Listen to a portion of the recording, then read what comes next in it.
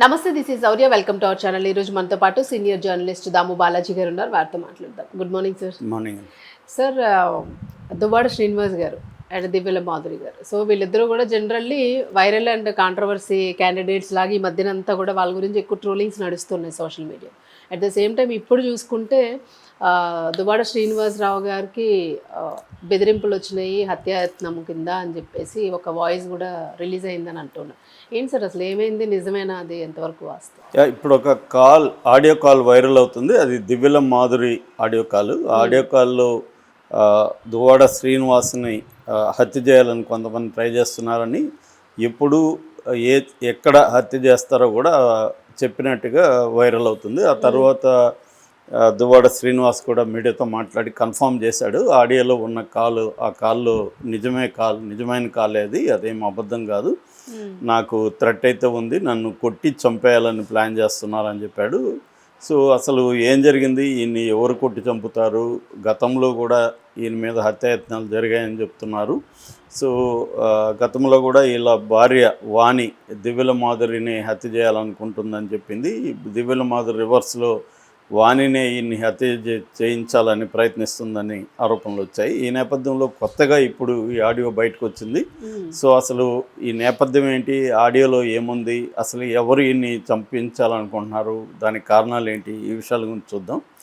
So ఇక్కడ ఏంటంటే శ్రీకాకుళంలో వైసీపీలోనే విభేదాలు బాగా బలంగా కనిపిస్తున్నాయి. నిజానికి ఈయన వైసీపీలో ఉన్నట్టా లేనట్టు అనేది తెలీదు. ఈయన అయితే సస్పెండ్ అయితే చేశారు, కానీ పార్టీ నుంచి బహిష్కరించలేదు. కాబట్టి టెక్నికల్గా ఈయన వైసీపీలో ఉన్నట్టే. సస్పెన్షన్ అనేది ఎప్పుడైనా టెంపరీనే. కాకపోతే ఏంటంటే ఈయన యాక్టివ్గా పార్టిసిపేట్ చేయడానికి లేదు వైసీపీలో.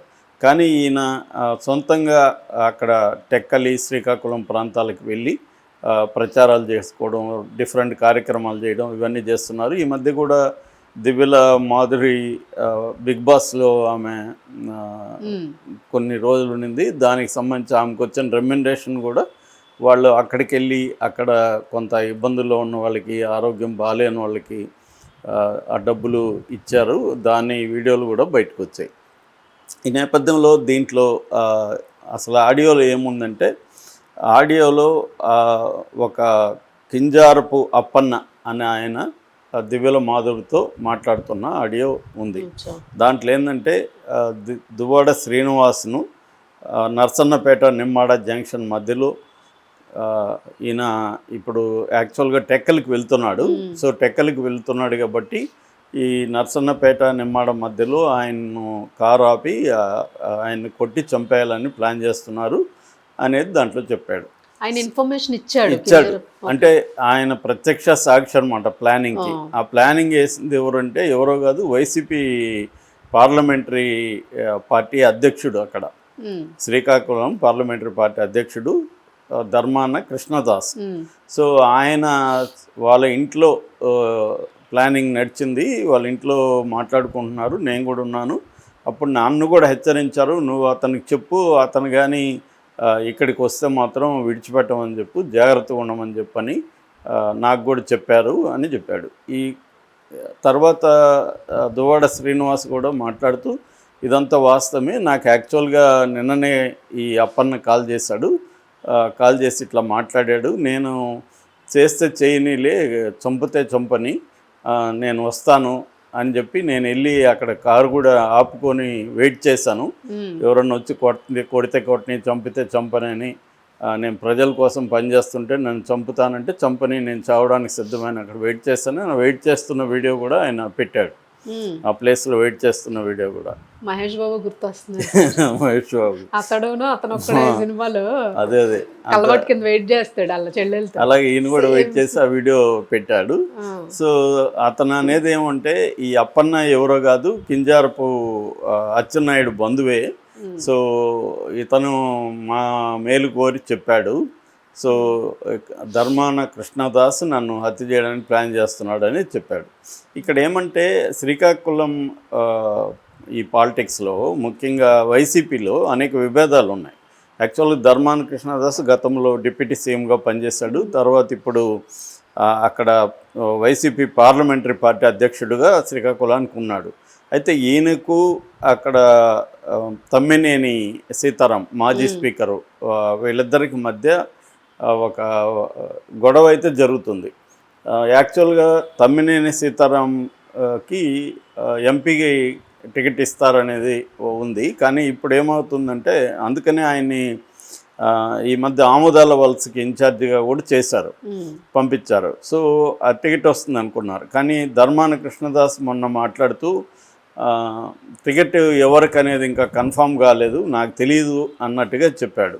అంటే తమ్మినేని వర్గం మధ్య కృష్ణదాస్ వర్గం మధ్య గొడవలు అయితే ఉన్నాయి.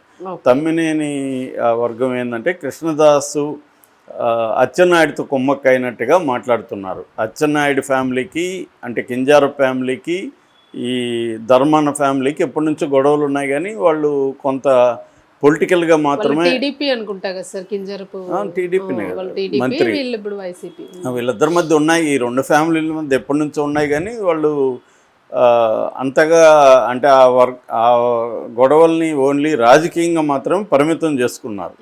ఇప్పుడు ఏంటంటే కింజరపు ఈయన్ని 1000 అడుగుల లోతులో జగన్ పాతి పెడతాను ఇలాగంతా అచ్చెన్నాయుడు మాట్లాడినా కూడా కృష్ణదాస్ దాన్ని ఖండించట్లేదు అనేది ఒక ఆరోపణ.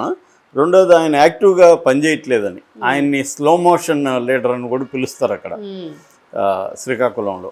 అంటే చాలా మెల్లగా ఇది డీల్ చేస్తుంటాడు. అసలు అధికారంలో ఉన్నప్పుడు చాలా యాక్టివ్గా ఉండేవాడు, అధికారం పోగానే ఇప్పుడు గట్టిగా పనిచేయాలి, అదేమి పనిచేయట్లేదు. ఆయన అసలు కార్యకర్తలని సమస్యలు వినడం కానీ పరిష్కరించడం చేయట్లేదు. అసలు వైసీపీ ఆఫీసుకు కూడా సరిగా రావట్లేదు అనేది ఆయన మీద ఆల్రెడీ కేడర్లో విమర్శలు ఉన్నాయి. ఈ నేపథ్యంలో ఏంటంటే ఈయన కొంత గట్టిగా అక్కడికి వెళ్ళి పనిచేస్తున్నాడు. ఎవరు? దువ్వాడ. సో ఈయన ఈ ధర్మాన ముందు నుంచి కూడా ధర్మాన బ్రదర్స్కి యాంటీగా ఉన్నాడు. సో ధర్మాన బ్రదర్స్కి యాంటీగా ఉండడం వల్ల వైసీపీలోనే వర్గ విభేదాలు ఉన్నాయి. కాబట్టి ఈయన్ని కొంత కంట్రోల్ చేయాలని ధర్మాన బ్రదర్స్ అనుకునే అవకాశం అయితే ఉంది. ఈ నేపథ్యంలో మరి నిజంగా దాడి చేస్తున్నారా లేదా అయితే మనకైతే తెలియదు. ఆడియో కాల్లో ఆయన అప్పన్న మీడియా ముందుకు వచ్చేమి కన్ఫామ్ చేయలేదు. కానీ ఆడియో కాల్ అయితే వాస్తవమే. ఆడియో కాల్ ఎవరు లీక్ చేసి ఉంటారు? ఖచ్చితంగా దివ్యల మాధురిని లీక్ చేసి ఉండాలి. అప్పన్న లీక్ చేసి ఉండే అవకాశం లేదు. అంటే ఆయన ఇప్పుడు వీళ్ళు ఒక బ్యాటిల్ని ఓపెన్ చేయదలుచుకున్నట్టుగా మనకు అర్థమవుతుంది. మేబీ ఇప్పుడు ఒక్కోసారి మాటల్లో వాడిని 4 ఉతికితే కానీ వాడు బాగుపడ్డాను ఇట్లా ఏమన్నా మాట్లాడుకోండొచ్చు. కానీ ఇది హత్యా ప్రయత్నంలాగా అయితే అనిపించట్లేదు మనకి పరిశీలిస్తే. వాళ్ళు ఏమన్నా మాట్లాడుకోండొచ్చు, దాన్ని ఎందుకన్నా మంచిది హెచ్చరిద్దామని అప్పన్న హెచ్చరించి ఉండొచ్చు. దాన్ని వీళ్ళు కొంత తమకు అనుకూలంగా వాడుకుందాము, ధర్మాన కృష్ణదాస్కి ఒక వ్యతిరేకంగా ఒక ఆడియో వచ్చింది కాబట్టి, ఒక అతను కాల్ చేశాడు కాబట్టి దీన్ని మనం గట్టిగా వాడుకొని ప్రజల్లో మనం కొంత సింపతి పొందుదామని దువ్వాడ శ్రీనివాస్ కూడా ట్రై చేయొచ్చు. రాజకీయాల్లో ఏంటంటే ఇవన్నీ కామన్, పొలిటికల్ డ్రామాల్లో ఇవన్నీ భాగమే. కాకపోతే అక్కడ వైసీపీకి అయితే మాత్రం వ్యతిరేకత వీళ్ళ వర్గాల్లోనే ఒకరి పట్ల ఒకరు పడని వ్యవహారం ఉంది. దాన్ని జగన్ కూడా సరిచేయలేని ఇది ఉంది. ఇది చాలా చోట్ల కూడా వైసీపీకి ఉంది. ఎందుకంటే వైసీపీకి అని కాదు, ఎప్పుడైనా అది ప్రతిపక్షంలో ఉన్నప్పుడు ఇటువంటివి సాధారణమే. ఎందుకంటే ప్రతిపక్షంలో ఉన్నప్పుడు అక్కడ నాయకులు ఏం చూస్తారంటే మనం ఇప్పుడు గట్టిగా పోరాడి కేసులు పెట్టించుకొని జైలుకి వెళ్ళి దాడులకు గురయ్యి ఇవన్నీ ఎందుకు, కొంత సైలెంట్గా ఉన్నాము అనుకునే వ్యవహారం ఉంది. కొన్ని చోట్లయితే తెలుగుదేశం ఎమ్మెల్యేలతో కొమ్మక్కైపోయి వైసీపీ వాళ్ళు వ్యాపారాలు కూడా సజావుగా చేసుకుంటున్నారు ఇద్దరు కలిసి కూడా. కూడా నాకు అదే డౌట్ వస్తుంది సార్. అదే అది ఉండొచ్చు, లేదు మనకు తెలియదు. కానీ మామూలుగా అయితే అలా జరుగుతున్నాయి చాలా చోట్ల. నేను కూడా ప్రత్యక్షంగా కూడా చూశాను. అదేమవుతుందంటే ఈ గత 5 ఏళ్లలో వీళ్ళు ఇసుక, మద్యము ఇంకా రకరకాల వనరుల కుంభకోణంలో బాగా యాక్టివ్గా ఉన్నారు వైసీపీ వాళ్ళు. ఇప్పుడు కొత్తగా ఎమ్మెల్యేలే 80 మంది కొత్త ఎమ్మెల్యేలు ఉన్నారు ఈ కూటమి ప్రభుత్వంలో.